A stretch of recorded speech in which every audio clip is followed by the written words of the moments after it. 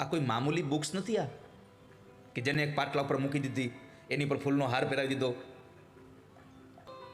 આવી તો આપણા ઘરમાં કેટલી બુક્સ પડી હશે, પણ કોઈ દિવસ એની પૂજા નથી કરી. આપણે ભાગવતની પૂજા કરીએ છીએ. કેમ?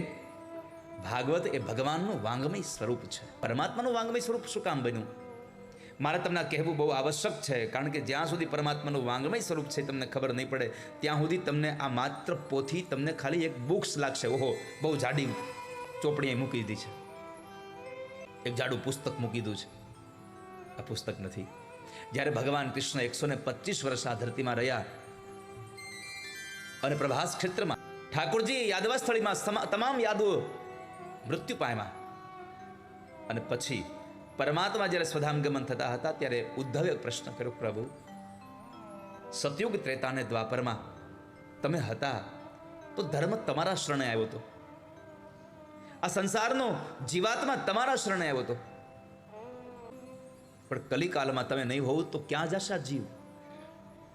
કોની પાસે દુઃખ પોતાનું વ્યક્ત કરશે? ક્યાં સુખને મેળવવા જશે?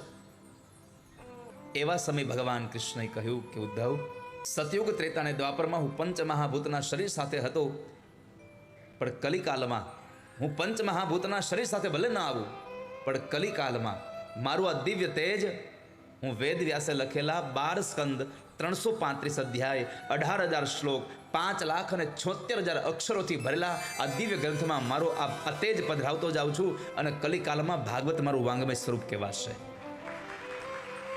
કોઈ પણ જીવાત્મા મારા શરણે આવશે, જેવી ઈચ્છા લઈને આવે, ભુક્તિમ ચ મુક્તિમ ચ દદાસि નિત્યમ ભાવાનુસારેણ સદા નરા